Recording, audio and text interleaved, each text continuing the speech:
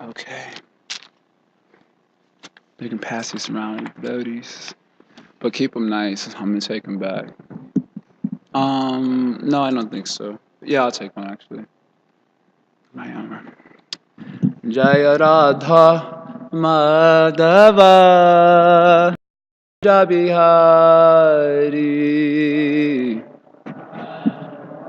Madhava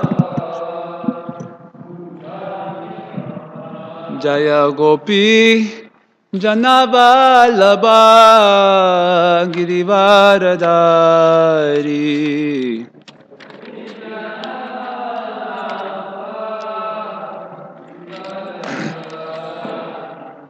Jasoda Nandana Braja Janaranjana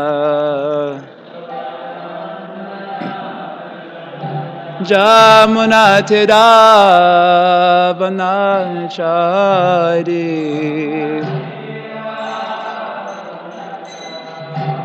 Jaya Radha Madhava Kunja Vihari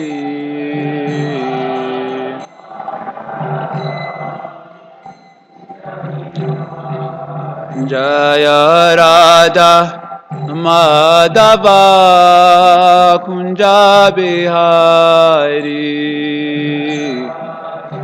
Madhava Kunja Bihari Jayam Vishnu Paramahansa Parivraj Kacharya Shutar Shri Shri Mari Divine Grace Srila Prabhupada Ki Srimad Bhagavatam Ki Gaura Premanandi. All glories to the Summon devotees, all glories to Sri Guru and Gauranga.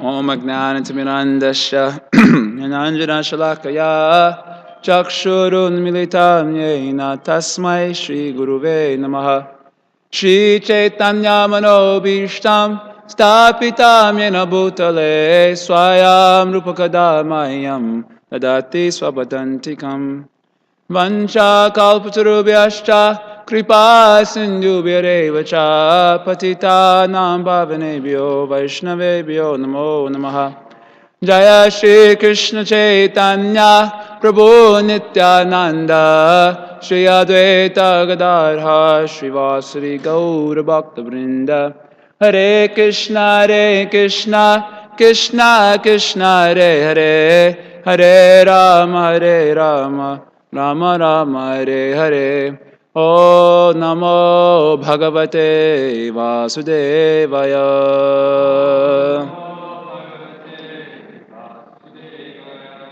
O Namo Bhagavate Vasudevaya.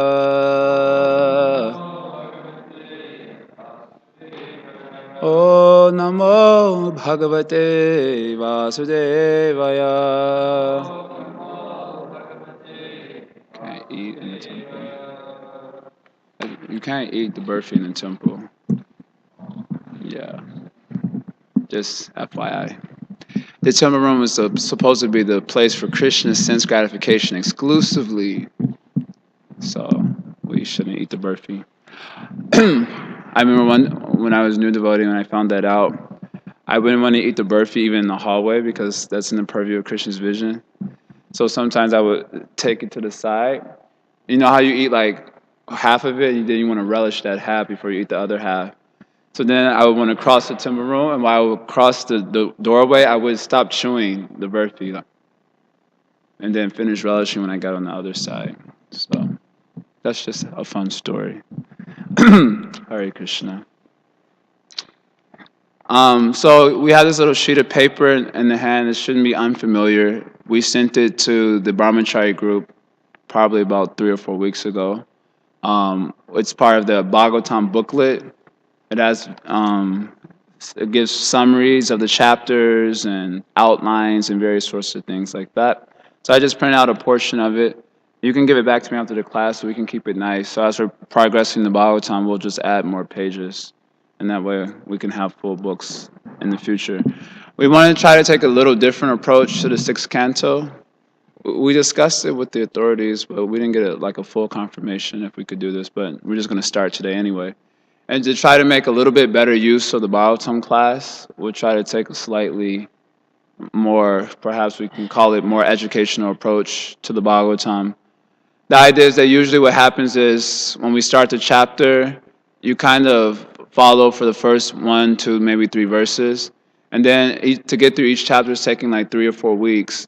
And so by the time the first week passes, no one knows exactly what's happening in the Bhagavatam. We lose perspective. So that's why we want to take it in this particular sort of way. So that we at least have the outlines. We kind of know what is the flow of thought in each chapter.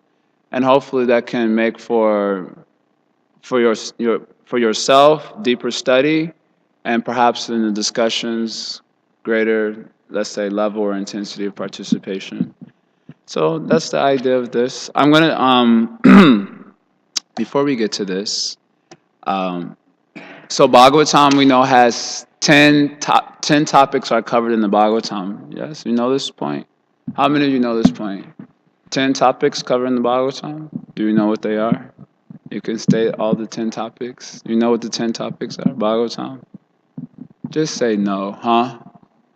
Just some of them. There are 10 topics of the Bhagavatam. You should make note of this, at least in your mind. Sarga, Visarga, Stanam, Poshanam, Uti, or Utaya. Uti, that's 5. Then Manvantar, Isha Anukata, Nirodha, Mukti, and Ashraya. You understand 10 topics now? Repeat. Sarga refers to the creation of the various ingredients of material nature by the Purusha avatars. Understand what is Sarga? Understand? Understand? Sean, understand? Visarga refers to the assembly of the material ingredients for the assembly of the gross and subtle bodies using the material ingredients by Lord Brahma. Understand? So. Who can articulate what I just said? No. Who can articulate what I just said? Yeah, Sean, thank you.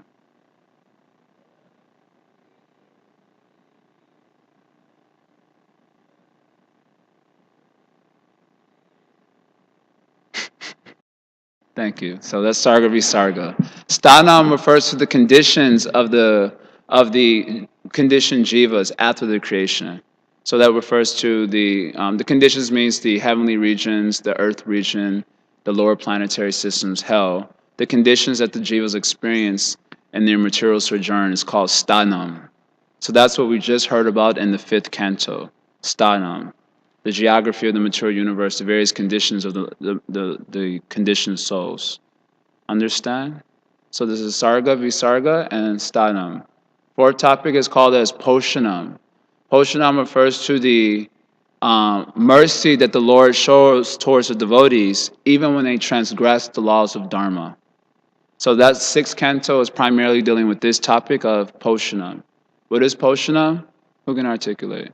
Yeah.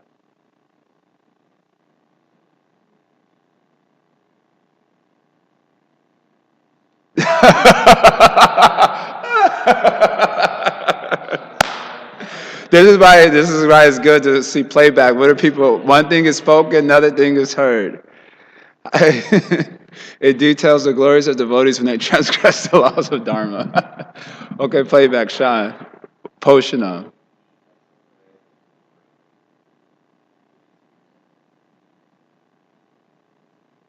Yeah, merciful to devotees even when they transgress the laws of Dharma. And the idea is here, just like Krishna says in Bhagavad Gita, two verses. Samoham sarvabhuteshu. What is that? Name dveshasti na priyaha. Ye bhajanti tumam bhaktya mayi te shuchapyam. You know this verse, Bhagavad Gita. Krishna says, Samoham sarvabhuteshu. Name dveshasti na priya. That he is equal towards all the living entities in the material world. He does not favor one, or is he against another? He is equal towards all the living entities in the material world. And which means that, so then the question comes, if God is equal to the living entities, why do we see so many unequal conditions in the material world? Isn't it? That question should come up. Why? What is the answer? If God is equal to all the living entities, why do we see unequal conditions in the material world? They're getting the fruit of their karma. So Krishna is just providing equally the karmas of the jivas. He's not discriminating, favoring one and against another.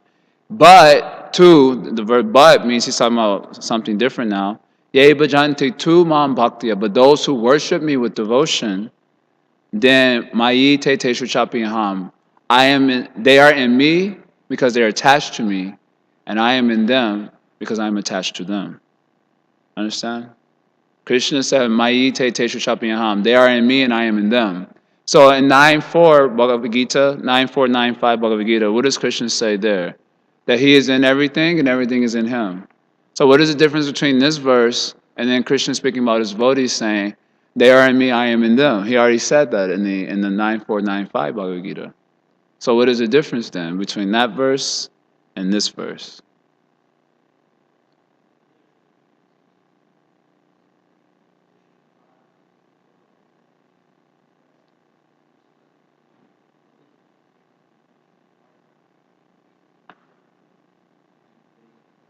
Yeah, he's in the heart of everyone, of course, the super soul. It has to be explained as I just explained it, that the devotees are in Krishna because they're attached to him. And Krishna is in the devotees because he's attached to them. Because this chapter 9 is detailing the glories of bhakti. So bhakti causes the devotee to become attached to Bhagavan, and bhakti causes Bhagavan to become attached to the devotee. Bhagavan bhakti bhaktiman. Shukadeva Goswami says in the Bhagavatam that Bhagavan has bhakti for his devotees. So that's Mayi te teshu chapiham. So then the next verse is Api chet sudoracharo bhajate mamananyabha sadureva samantavya samyavya vasito hisaha. So then Krishna in this verse says, even if my devotee does the most abominable activity, if he is a Nanyabhak, he should be considered a sadhu, and this is a Vedic injunction, mantavyaha. And then Krishna describes why he should be considered a sadhu. Samya vyavasito hisaha, because he's fixed in his determination to worship only Krishna, to not take shelter of anything else, even if he is sometimes overcome by his conditioned nature. So Krishna appreciates this conviction so much that even if you are a sinful person, his affection for the devotee doesn't go down. That's the point of that verse, Apichesuduracharo, that even if my devotee does something abominable, my affection does not decrease for my devotee. Does that make sense? Can you understand that point? A lot of things. We're not going into the details, but you can play around with your imagination and you'll probably be right. There's a wide spectrum of abominable activities. Because they have bhakti to me. We're not going to go into the detail of this particular discussion, at least now. The point is that my affection, my devotion for my devotee does not decrease, even if they do something abominable, or apparently so. Does it make sense? Can you understand? In the material world, if you do something abominable, everyone will shun you, isn't it? Who, except for maybe the mother, but even she may have her doubts and so on. If you do something very abominable, no one will care for you anymore, isn't it? Everyone loves you and all these things, but if you do something very abominable, they not care for you, isn't it? In the material world, it is like that. Even if you don't do something abominable, they eventually not care for you anyway. But especially if you do something abominable, then no one will care for you. But Krishna is saying in this verse of Bhagavad Gita that even if my devotee does something abominable, my affection for him does not decrease.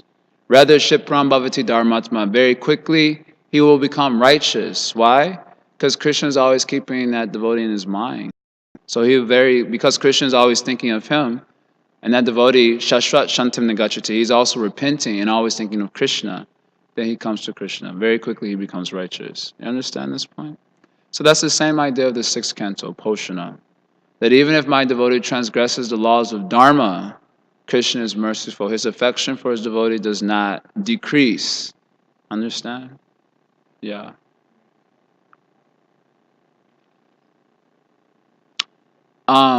That's covered in the sixth canto. Also, if he has bhakti, his devotion will not, Krishna's affection does not decrease, but he may chastise the devotee. So in the sixth canto, primarily three devotees are given to demonstrate this principle Poshana. First story of Ajamil.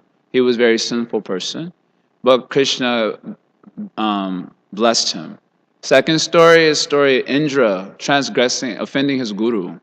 So he made offense. So he was punished for that, but still he was protected by the Lord because he has devotion to the Lord. And third story of Chittiketu, Vishwasura. And he also, at least apparently, committed an offense to Lord Shiva, but he was protected by the Lord and ultimately brought to the lotus feet of the Lord. So through these three examples in the 19 chapters of the sixth canto, the topic of Poshanam is covered. I think they already must have read about that in the summary of the canto Prabhupada gave. Understand? Poshanam? So then the encouragement of this point is to become a devotee. Mamana bhava ma bhakto. That's how Krishna concludes. So be my devotee. Look at all the benefits. Who will love you like that? Only Krishna will love you like that. So the encouragement is to be a devotee. Poshanam. Okay, someone had a question about that. I was hearing, it was explained that this Poshanam point is so important that in the very first canto itself, when Krishna first makes his appearance, it's in the pastime with when he's protecting Maharaj Parikshit from the nuclear weapon. So to establish that position of Krishna as the protector. So then, I asked my question right before you said this one line, so that helps make it clear it up. Because you said, so the idea is we should try to become devotees because Krishna will protect us. So that was sort of going to be my question: was why is this point of Pushanam so important, and how do we, kind of apply it in our personal life along with all the anarthas and all our struggles, trying to render pure devotional service but not being able to. So should we just, you know what I'm saying? How should this affect our mental attitude? Because what I'm finding out is that it's not in our hands really to purify ourselves. We can desire to become pure, but whether we become pure or not is not really in our hands. So we could continue with these anarthas for a long time if Krishna doesn't want to take them away. So you said I answered already, right? But if he's a protector, then that's, yeah, I guess. The encouragement is to be a devotee. We can't purify ourselves, but we can think of Krishna. That is within our power. And by thinking of Krishna, Krishna will do the rest of the work. Understand? Just like Bhaktivinoda Thakur in the Chaitanya Shikshamrita, he describes Krishna's Naimittika Leelas, Krishna killing the demons in terms of anarthas. And Krishna kills most of the demons. So the idea is that Krishna will kill the anarthas. So our business is to think of Krishna. Krishna will do the rest of the work. Hear about Krishna, think of Krishna, chant Krishna's glories. Then Krishna will purify us. So the encouragement is be a devotee. It's a simple message, one that is often missed because being a devotee means surrendering your very soul to Krishna. I remember the idea of surrendering your soul. Sorry, this is totally tangential and a little mundane, but it reminded me of Mortal Kombat. And one of the characters in Mortal Kombat in the first when the first one came out, which I think his name was like Shang Tsung or something, and he would take your soul away from you. So then the idea of surrendering your soul in the material world always has a very negative connotation. You know, the devil will steal your soul and all these things. And so the idea of surrendering our very soul to Krishna by the influence of material vibrations may seem a little daunting and scary. But that's the encouragement of the Bhagavad Gita. Be my devotee, become fully surrendered to me. And then you're guaranteed my protection, even when there's some discrepancy in character, behavior, etc. That's the topic of sixth canto, Poshana. Understand?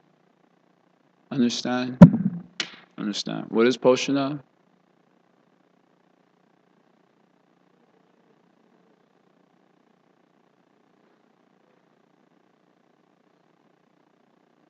You should use the word even if.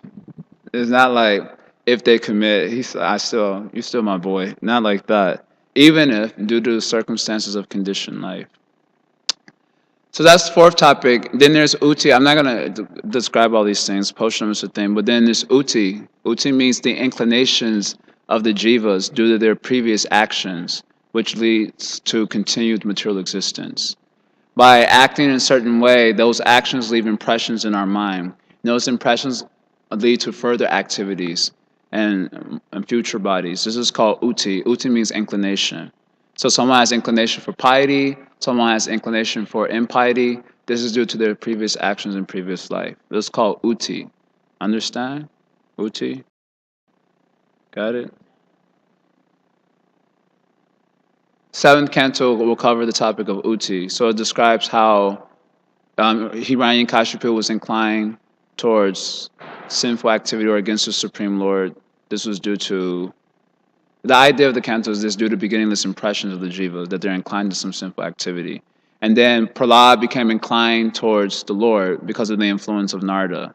So this is a different idea. By the impressions of association with devotees, one becomes inclined towards bhakti. So this is uti, fifth topic. Understand? What are the first five topics of Bhagavatam? Repeat. First five.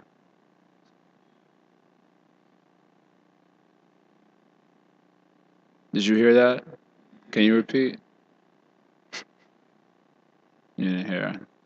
I understand that. All right, then next five topics. They're Manvantar, which refers to the pious kings who are the leaders of mankind in the different Manvantar periods. Then there is Manvantar Isha Anukata, topics about the various avatars of the Lord and their devotees, and then the relationships that they have with the Lord. That's all described throughout the Bhagavatam. And then there's Nirodha. Nirodha means destruction. It refers to the conditioned jivas merging back into the body of the Purusha avatar, Mahavishnu, and the stage called Susupti. Susupti means deep sleep.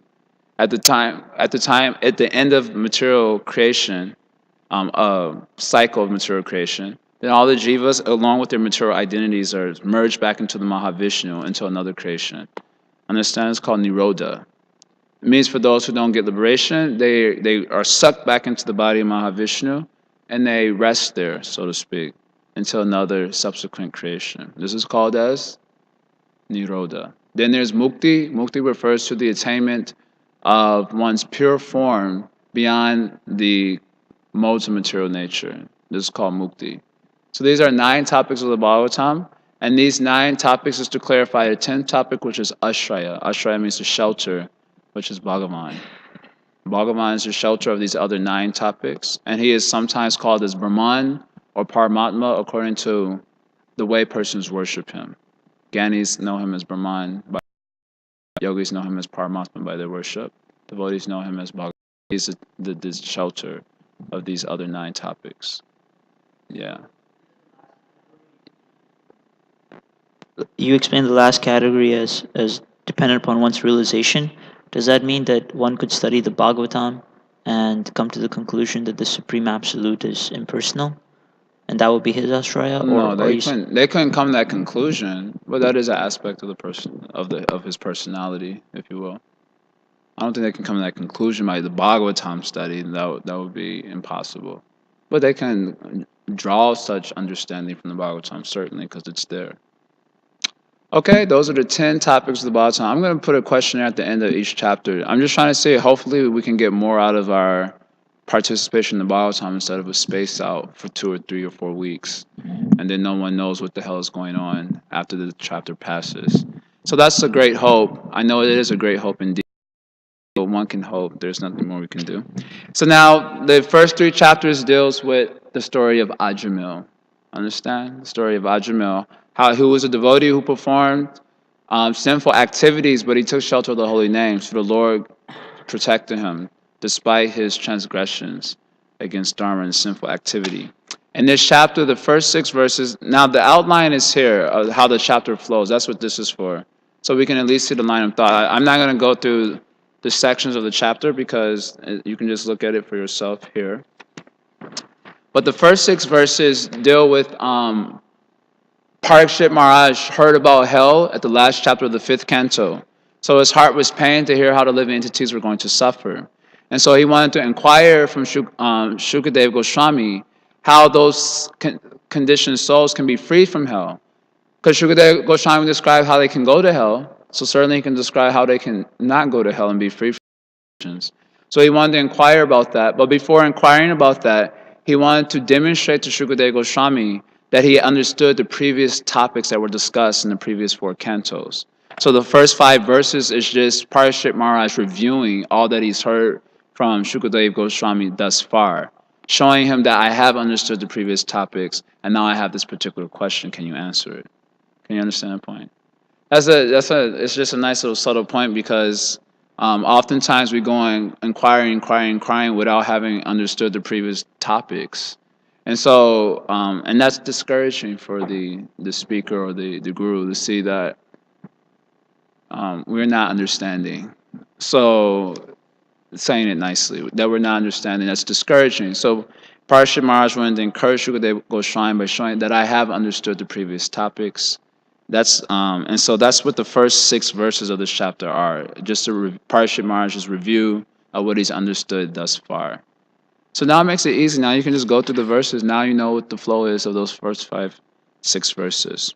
So we're gonna go just like the regular Bhagavatam class. We'll go through the verse and purport, but I will try to, at least if when I'm giving class, I'll ask if we can keep up the standard.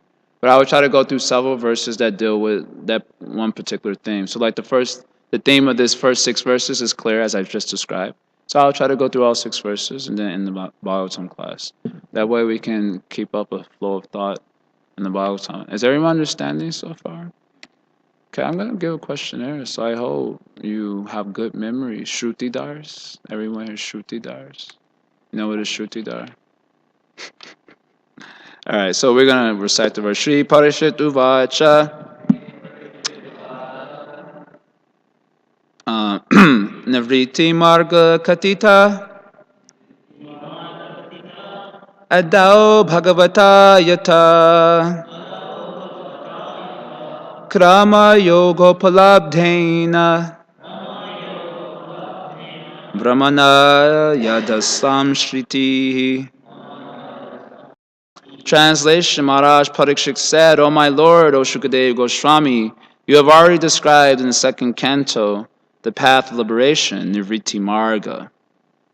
By following that path, one is certainly elevated gradually to the highest planetary system, Brahmaloka, from which one is promoted to the spiritual world along with Lord Brahma.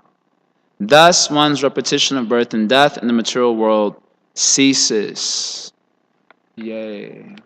Purport by Srila Prabhupada Ki Jaya. Since Maharaj Parikshit was a Vaishnava, when he heard the description at the end of the 5th canto of the different hellish conditions of life, he was very much concerned with how to liberate the conditioned souls from the clutches of Maya and take them back home to Godhead. Therefore, he reminded his spiritual master, Shukadeva Goswami, about the Nivritti Marg, or path of liberation, which he had described in the second canto. Maharaj Parikshit, who at the time of death was fortunate to have met Shukadeva Goswami, inquired from Shukadeva Goswami about the path of liberation at a crucial time. Shukadeva Goswami very much appreciated his question and congratulated him by saying, Variyani shate prashna krito lokahitam ripa atmavit samata pumsam srota vyadhishu ya paraha. My dear king, your question is glorious because it is very beneficial for all kinds of people. The answer to this question is the prime subject matter for hearing, and it is approved by all transcendentalists. That's the end of the quote. Parashit Maharaj was astonished that the living entities in the conditional stage do not accept the path of liberation, devotional service, instead of suffering in so many hellish conditions. This is a symptom of a Vaishnava. Vancha kalpatarubhyascha kripa sindubhyevacha. A Vaishnava is an ocean of mercy. Paradukha duki. He is unhappy because of the unhappiness of others.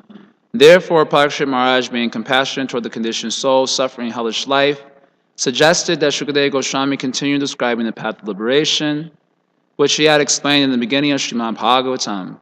The word asamshriti is very important in this connection.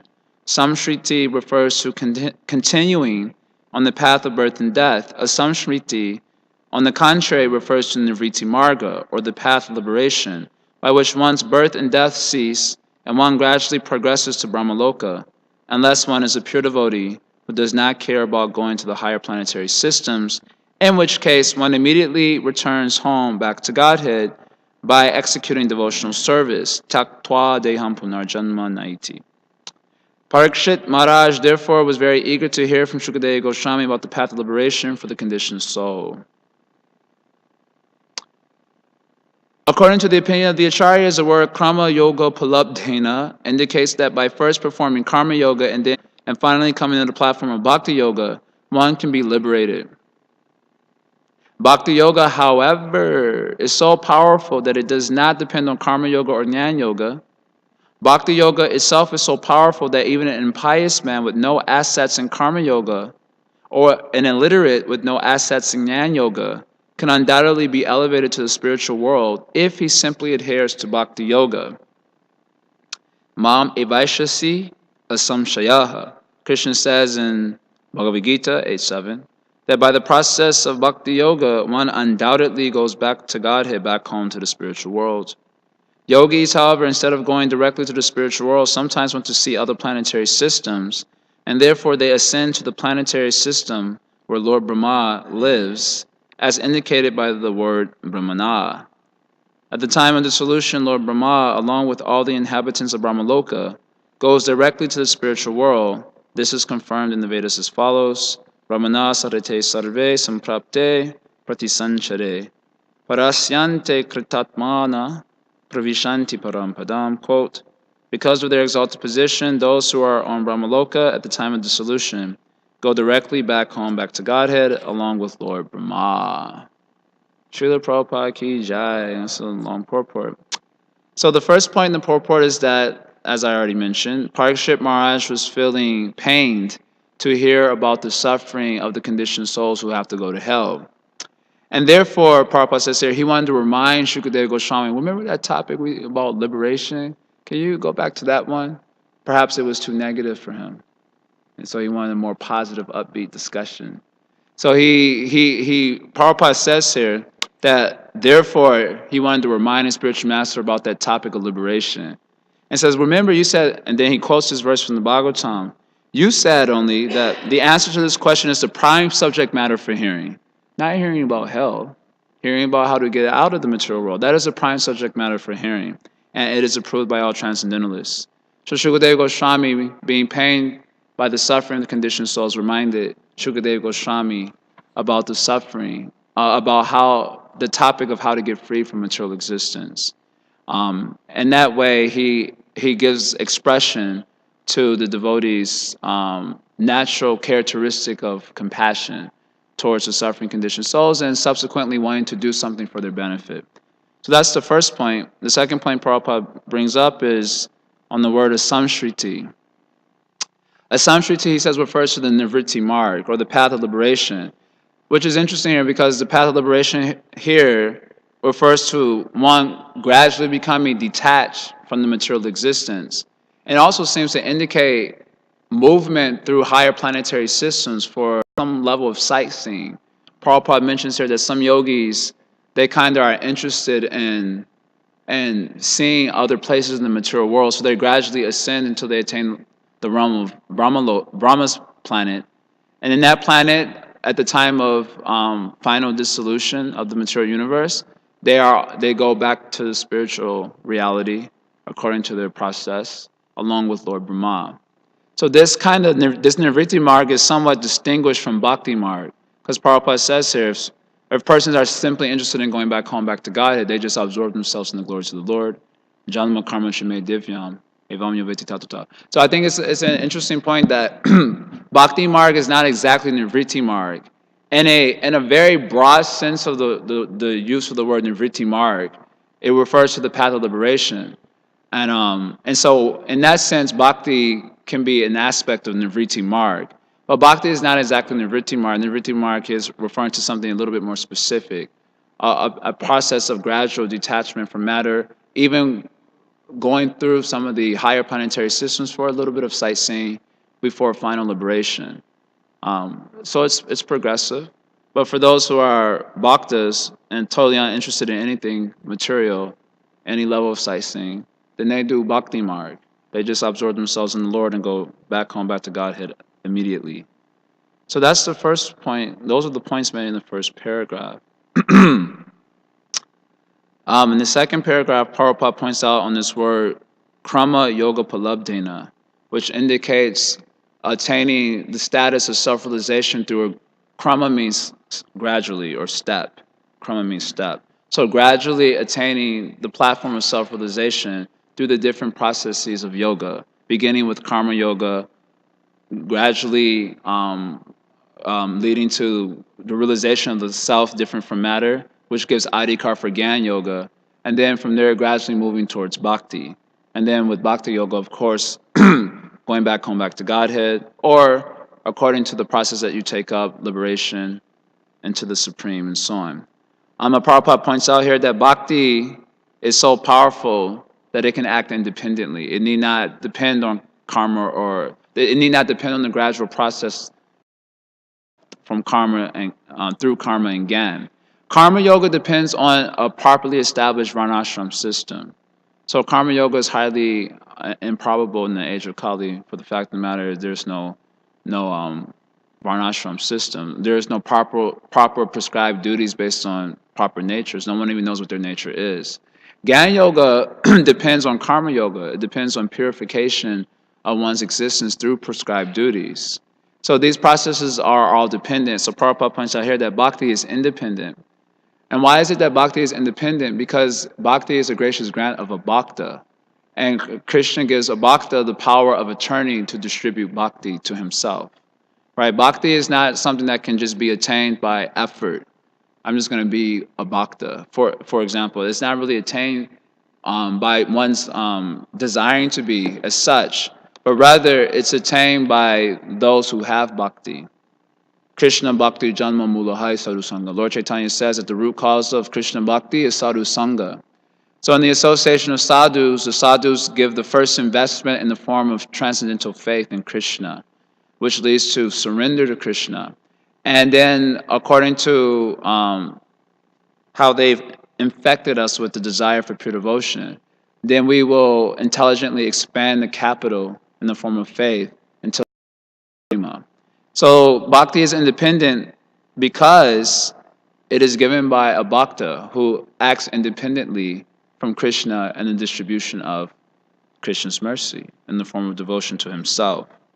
And so Prabhupada mentions for those who have bhakti, they need not do karma or gyan, and they will certainly get the goal of life, namely Krishna. But if for persons who don't have bhakti and they go through this gradual process, karma yoga upalabdhena, then they may rise up to Brahmaloka and from there, liberation. Otherwise, if one is fortunate to gain the association of a bhakta, then he gets to experience the independent nature of bhakti to free one from material condition without the step-by-step progress. The step-by-step progress is called Bahunam Jamanante process of many births and deaths in order to make progress. So the devotees save us from all of that by the distribution of their mercy. So these are the points brought up here in the purport.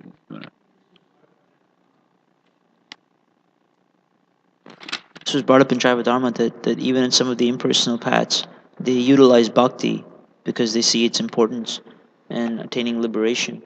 So, since here you're explaining that actually bhakti is the gracious grant of a bhakta, of a devotee, then the quote unquote bhakti that's being practiced in other paths isn't really bhakti. Yes, it's bhakti under it's satviki bhakti, which means bhakti in the mode of goodness. In other words, bhakti assumes a position in the mode of goodness in order to make those processes useful. The processes of yoga are actually not transcendental. They just elevate you in the modes of nature. That's what they actually do. They don't transcend the modes of nature. Those processes alone do not transcend the modes of nature. So bhakti assumes the form of goodness in order to make those processes useful. This is how it's described by many of our acharyas. So it is bhakti, but it's not pure bhakti. It's mixed, and that mixture allows those processes to be successful. Those processes followed alone would not work at all. Therefore, you see people who try these things out in Kali Yuga, they're not able to make much. They're not able to gain much momentum in their spiritual practices usually, because they don't have any element of devotion in it. These Gyanis and Karmi yogis that we hear about in the Shastras, they followed Vedic literatures, and Vedic literatures are given by Krishna. So all those processes are inherently linked to bhakti because it's given by Krishna. But in the modern world, they don't follow any of these authorized processes, and therefore they don't usually achieve the fruit of self-realization very effectively like that.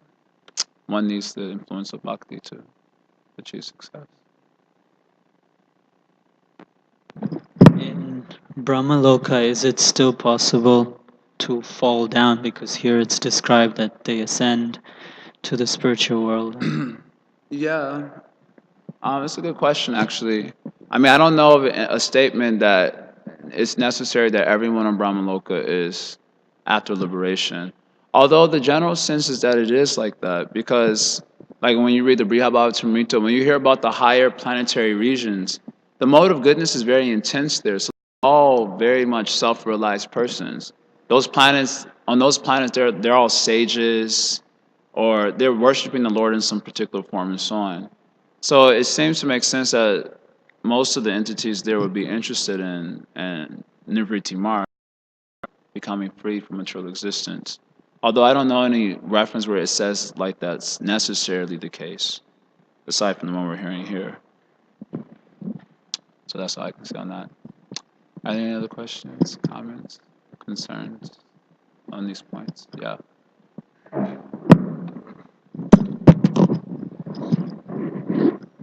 Part of some of the discussions we're having in Gita also, and that you mentioned, is that our nature is not such an aspect of bhakti. What we're doing, we're following the bhakti dharma, so therefore the varna ashram and things like that are, secondary or not even really so existent. And this came up also in Gita as far as determining our nature. Sometimes when I hear Chaitanya Charitamrita, it seems that Mahaprabhu puts a lot of emphasis on these points, particularly for those in renounced order, those who've taken, particular adopted styles of worship or vows, and particularly the ashrams. He does seem to have a lot of impetus that things were, if one's not following their position according to the ashram, either as grihastha or sannyasi, then he would be greatly displeased. And on the contrary, if one was just carefully following those principles, he would become very pleased. So just because I was hearing that and trying to understand that in context of some of the discussion we've been having on that point, maybe you could explain a little more. That is an interesting point. I mean, when you say he greatly emphasized it, I would actually clarify, because a lot of his emphasis when he describes sannyas ashram or he describes the duties of grihastha, it was always in relationship to chanting the holy name or exclusively worshiping Krishna. like in chapter 3 of the Madhya Lila, where in the beginning chapters describe Lord Chaitanya after he takes sannyas. And he quotes a verse from the Avanti Brahmana chapter of the Bhagavatam, which says that sannyas means exclusively worshiping Krishna. And then when he would, most of his instructions to the Grihastas, as far as I remember, in both the Chaitanya Bhagavat and Chaitanya Charitamrita, he would always advise him to constantly perform Sankirtan and to render Vaishnava Seva, and that those were the duties of a Grihasta. And so even when he emphasized following the ashram, it was always in relationship to execution of bhakti. And we don't hear so much of him discussing in terms of just strict Vedic principles alone. In fact, as a sannyasi, in terms of the culture at that time, Lord Chaitanya was a little bit revolutionary because he was seen to be chanting and dancing and singing with a bunch of sentimentalists. Prakashananda Saraswati criticized him for this. That is not the duty of a sannyasi. So even in terms of his sannyas ashram, other sannyasis in the culture criticized the way he was applying that principle as if it was a deviation from the actual culture. So his emphasis on the ashrams was really in terms of devotion more than it was in terms of strict rules as perhaps found in the Dharma Shastras or something like that, describing the detailed work of the ashram and so on. But I know when you're thinking of, like, for example, Haridas, Junior Haridas, Chota Haridas, and Lord Chaitanya was so strict with him because he didn't even really do anything. He went to an old Mataji's house, Madhavi Devi. And Madhavi Devi was such a powerful Vaishnava because it said there was 2.5 people that were considered non-different from Lord Chaitanya. Sika Mihiri was one. There was another one, and then the half was Madhavi. Lucky we don't have Krishna here. She might have been. Anyway, Madhavi Devi was considered the half. She was, but not different from Lord Chaitanya, and so such was her exalted status. And Chota Haridas goes over there, and he just asks for some rice. Can I get for cooking for Lord Chaitanya? And then he gets this first class rice from Madhavi. He goes, he cooks it. Lord Chaitanya eats it. I think Bhagavatacharya is serving Lord Chaitanya. And so as Lord Chaitanya's eating his rice, this rice is first class. He kept commenting about the rice. This rice is so first class. And he asked Bhagavatacharya, where do you get this rice from? So Bhagavatacharya said, Madhavi Devi is given the rice. Lord Chaitanya said, who went and got it from Madhavi Devi? So he just said, like, innocently, Chota Haridas went and got it. And then he carried on, and the Lord Chaitanya, like that. And then all of a sudden, he finishes his prasad, and then he says, tell Chota Haridas he is not to see me anymore. He's ostracized from society and so on. And when you hear that Leela, one becomes greatly concerned. Of course, there are reasons, and reasons which are delineated by Srila Bhaktisiddhanta why that was the case. But that's the only case where I can think of Lord Chaitanya kind of indicating. Sure. So yeah, Lord Sanatana Goswami had a fancy wool shawl that was given to him by Srikant. So Lord Chaitanya, he didn't say anything, but he kept looking at it. They would be doing activities throughout the day, and Lord Chaitanya just kept looking. Like that. So then Sanatana Goswami got, a little uncomfortable. If you come, you maybe dressed in a nice way or something, everyone keeps. So Sanatana Goswami got a little uncomfortable. So he can understand the heart of Lord Chaitanya. So he renounced it. But I don't know if that's exactly like an independent point in the idea of this devotion to Krishna because it is mentioned also in the 6th chapter of the Anchalila, which talks about Raghunath Das Goswami, that vairagya is the main principle sustaining the life of the followers of Lord Chaitanya. But it's a vairagya that's based on taste for Krishna and not as a principle of sannyas. Because Vasudevi Bhagavati Bhakti Yoga Prayojitaha Dhananyatu Aishu Vairagyam Chayara Gyana Chayara Haitukam. And when it has intense devotion for Krishna, and renunciation is a natural principle of that.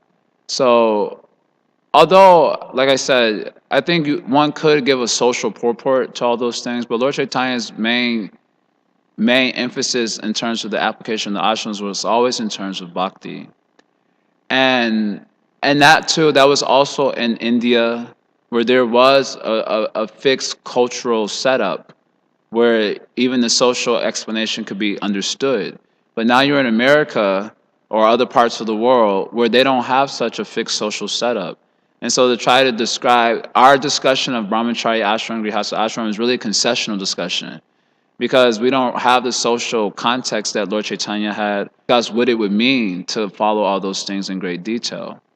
To what does it mean to be a properly situated grihastha? You're supposed to go out and scream 3 times into the street. Are there anyone, how you say? Anyone is hungry 3 times and feed everyone. And before you eat, you're supposed to do that. That's just the duty of the grihastha. The duty of the grihastha is to maintain the other 3 ashrams. So they should be minimally giving 50%, as Prabhupada has described in so many of his purports. Who does that? And we're quite satisfied. Not, I don't want to say satisfied, but we don't put pressure on the grihasthas that you're not following your grihastha dharma. Where's the 50%? For example. So we don't have the social context in which we would understand clearly how to even apply those principles of Vedic culture in a very strict sort of sense. And in fact, Prabhupada indicates, as we read in Lord Chaitanya's Leela, about how he was getting boys and girls to work together because you can hardly expect to change the social customs of a country immediately. And that the main principle was to spread Krishna consciousness and so on, for example. I think also in Bhakti Aloka, I think Bhaktivinoda Thakur has a few essays that indicate that the principles of Varnashram are to be utilized for the advancement of devotional service, that those principles are applied in devotion as you're maintaining. So I just, for myself, it's helpful to keep in mind. And I think sometimes without that understanding, then the tendency just to, in our society, that these things are not important, when they do have an application, it's just an area that I wanted to... Yeah. They're important because as conditioned souls, we need some sort of social orientation for functioning. Without a social orientation for functioning, then we will just act unbridledly according to our conditioned nature.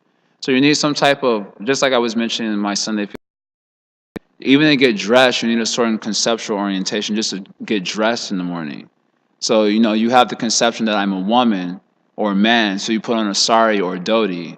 So just to do simple activities, you need some sort of orientation. So also for social intercourse, it needs some sort of setup, some sort of set of rules that can some level of guidance for how that can be done. So it is important in that context, but it's not of grave significance, primarily because of the age of Kali, where the rules of engagement are not so clear, and primarily because they're only auxiliary in terms of helping us achieve self-realization. So of course, they have their importance in an auxiliary function and helping us understand how to interact in a society, what will be our responsibilities within a society, and how that gives support to the development of our consciousness.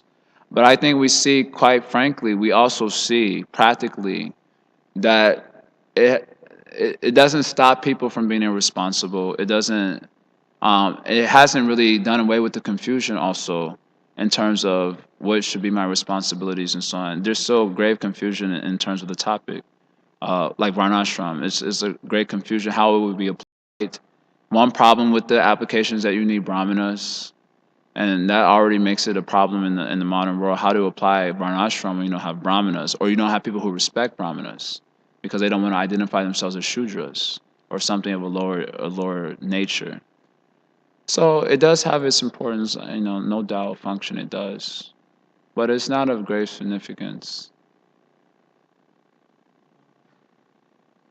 I'm going to stop here. I'm going to give class tomorrow, hope you don't mind, just so I can finish up the section I wanted to discuss, because I didn't get to finish what I wanted. I'm going to give class tomorrow also, and then someone can give after that. So I was just going to ask, would you say it's unhealthy or is it healthy to kind of, because I was just thinking about how my own Krishna consciousness, also for maybe some other devotees, are the guidelines that govern our interactions and govern our, use charity as an example, lifestyle, all these things were simply like instructions by the Vaishnavas. They said, you do like this is how one should live, so then we followed that. Primarily, that's what we're doing practically also, we see. Like, who here has studied what are the duties of a brahmachari? of a grihasta, of a sannyasi. We've heard from the devotees and understood how we should interact, and that's the conceptual orientation that we're working with. There is the seventh canto does entertain a discussion on detail of what it is, and as such, Krishna also does in the 11th canto. But you don't see that most of us are aware of those principles. We're just aware of the instructions of Vaishnavas, and we're just following that. Practically speaking, that's what we're doing. I, I, in one sense, it could constitute a weakness because, conditioned as we are, we may not know how to interact properly, and because Varnashram was a scientific organization of the natures of conditioned souls, so that everyone could be progressive. And so not understanding that those same natures exist in a disorganized way. And so it can lead to disaster, as it is often seen. So in that sense, it may constitute a fault. But the real fault is that we don't absorb ourselves, which leads to the natures taking over. And because of not being sufficiently absorbed in bhakti, then and the conditioned nature starts to take over. And because we don't have the social organization, it's not properly understood by us, our natures are acting without any context, and therefore it leads to a lot of disastrous situations. So, in that sense, it could be a fault. And the real fault is that we're not absorbed in bhakti. And then someone can say, well, I'm conditioned, I can't be absorbed in bhakti. So then it would become important to understand how to have a organized situation where you can subvert the perils of the conditioned nature bringing us down. And we don't have that, so that could constitute a fault in that sense. Yeah. So, I like how you mentioned about how one should just dedicate their consciousness to developing bhakti. And I know some devotees said when one develops bhakti, they'll automatically know how to socially interact with individuals because they have an equal view that everyone's part and parcel of Krishna. So there will be no, to really focus so much on the principles of Varnashram, and that can their their bhakti devotion. Yeah, that's okay when you're speaking about like Atmaretis. Krishna uses this language in the third chapter of Bhagavad Gita. Atmareti, where he speaks about he has no duty to perform, because the purpose of duty is to come to a self-satisfied situation. And then so the Atmareti itself means self-satisfied. So they perform. Neither he has no reason not to do anything also. And it's also mentioned that his activities are self-illuminated. He gains inspiration from Super Soul, how to act in all situations because he's so connected by his spirituality. But then what about those who aren't in that situation? So then Krishna advises in that third chapter of Bhagavad Gita to Arjuna, out of compassion, even if you are Atmarati, you should act within a certain social construct for persons who are not so realized so that they will know how to act in order to be progressive. So it still can constitute a fault that even though we dedicate our energy to bhakti, we're not there yet. And so oftentimes it is the case that our conditioned nature takes the upper hand. Like I often give the image, because I think it's a good image, of taking bath at the Haridwar, where the Ganges current is so strong that to take bath in that water, they have chains which you have to hold on to, and in order to take bath. And if you let go of the chain for even a second, then you'll end up in the Bay of Bengal. It sure just takes you down river. That's how powerful the current is. And so our conditioned nature, or the impressions, previous karmas, are so strong. They're like a strong current acting in our subtle body all the time, which we're identifying with. So that strong current is always pushing us. So bhakti is like the chain that we can hold on to in order to resist the current of the impressions which are pushing us. But oftentimes, bhakti gets a little bit too much for us sometimes, isn't it? We experience the morning program, for example. First day was ecstatic. Second day was ecstatic. First week was like really, it was new. It was ecstatic. Everything was wonderful. Then after some time, you're like, I'm tired. It just comes up in like a seed, like a little seed thought comes into mind. I'm tired today, And then the next week comes, and especially when you show up and others don't show up. That one really does a number on the mind, doesn't it? When you show up, it's like you there, you ready to go, and it's like you turn around and it's like you and one other person. And the rest of the ashram is not to be seen. That one does a real number on the mind. And then what happens is a tendency to let go of the chain, at least for a moment. And when you do that, the impressions of our karmas start to take over very rapidly. And therefore, when we don't have a proper social construct and how to operate, then it leads to disaster, actually. Because then our nature starts to act unbridledly without any regulations, nothing to govern protect our nature from victimizing the consciousness. And so it still can constitute a fault that we don't have a clearly established social structure. And what will happen is people who emphasize, like the point you're making, when we're bhaktas, then we see that everyone's part and parcel of Krishna and so on. Yeah, right. You're Brahman Bhuta. Attain that platform of Brahman Bhuta is not so easy. You can theoretically talk about I'm seeing spirit soul, but there's a reason why I don't go in the little girl's bathroom, or the girls don't come in the boys' bathroom because we're not that enlightened.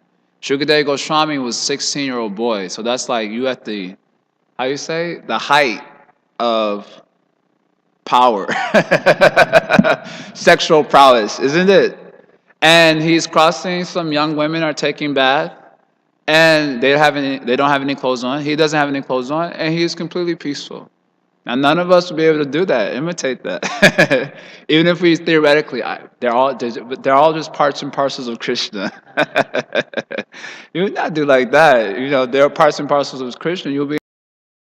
And people will say like this, that we can see they're all parts and parcels of Krishna. Can you really see that? Are you really seeing that? That they're parts and parcels of Krishna? To what degree are you seeing that? Just like I tell the story of my friend Atma. I used to hang out with him in the White Hand Pantry so we can, we called it building, we could build. I don't know if any of you familiar with that language. Anyway, build means you could build spiritually like that. So I used to hang out with him, and he would always speak about how I'm one with everything, kind of like a my buddy. And but when a beautiful girl walked into the store, the White Hand Pantry had like mirrors in the four corners of the store. So I would notice how his eyes would be wandering to the mirrors while the girl, beautiful girl was walking the store. So when she would leave, I would inquire, well, if we're all one, how could that be attractive? It's all one after all, we're all parts and parcels, right? He said, yeah, we're all one, but sometimes my vision becomes compromised when, what type of vision is that then? So if you're not so realized, you can theoretically say, I'm seeing part and parcel, but then when a situation comes up, the test if you're seeing part and parcel, then we find out that we're usually not so much seeing part and parcel and we're seeing something else. Another example I often like to give in this connection is the Matrix. These mundane examples are helpful because I know you relate to them as conditions. So how many of you saw the Matrix? Everyone here saw the Matrix. So the one scene where Morpheus is training Neo up, so he puts him into a simulated Matrix program. So Neo knows that the whole program is just a simulation for his training. And then, but in the program, everyone's in like nice, it's like Wall Street or something. They're all in nice black and white suits, but all of a sudden there's this lady in a red dress. And so Morpheus is, giving his pravachan. And the lady in red dress walks past Neo, and he's like, and he knows it's a simulation, but he's still looking. So then Morpheus says, were you hearing me? And then he turns around and is like, or were you looking at the lady in the red dress? And then Morpheus says, look again. And when he turns around, it's the agent pointing a gun in his. So in other words, we're not so realized. We may know theoretically it's just a simulated program. But then when the lady in red dress comes, our consciousness is captured. And not the lady in red dress, it's the mode of nature bringing you under control. So I find that people who tend to emphasize this idea that bhakti will help us understand that we're all part and parcel, but you're not on a platform. Don't front, as we say in our modern lingo. We're not there in our consciousness yet, and therefore it is helpful to have some sort of structured way of interacting so that our conditioned natures won't so much victimize us. That's hard to establish in the modern world where people are so emotionally attached to their own way of viewing things. So it's very difficult to establish a social situation where it's going to be satisfying for everyone. No one just accepts the shastra, so then you have confusion. And the result, the reality is we're not so advanced in bhakti and our natures are there, so it's just quite a challenge. Practically, I feel the only solution is you luck out and get some shelter, some devotees, and you just pass out in the material world. That's a personal opinion, by the way, but Okay, so it's 8:30. Is there any final little? I hope you all got the points today. So there's 10 topics of Bhagavatam. We're discussing Poshanam. First chapter deals with the story of Ajamil. The first 6 verses is Parashit Maharaj expressing that he's understood the previous topics that were discussed, and he wants to inquire about how people can be saved from hell. And we just heard one of those verses today. I'll give tomorrow also so I can finish what I wanted to discuss, which I couldn't finish today. Thank you all very much for tolerating. Oh, can you keep the? Yeah, I want to. You can keep them, but I want them to keep them nicely because as we move on, I'm gonna print other pages just so that at some point, I mean, you could, or they have folders upstairs in the Brahmacharya ashram in that drawer over there. Maybe fine, you keep it. See, already look at it, folding it in half and in quarters. See, Srila Prabhupada ki jai.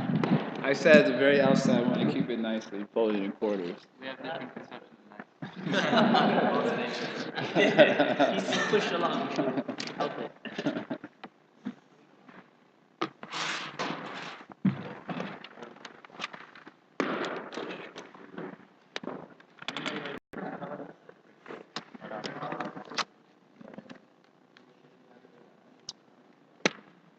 So I wanted to ask you, I haven't read the second chapter yet. Yeah, where people started describing the Vritti Marga. Yeah. What does that basically mean? Like, I know it basically attains liberation, but that has to be. I think in principle it just means yoga, the path of yoga by which you become So step by step. the persons can take that route. Yeah, someone who's in a person is on the path of the Vritti Marg, gradually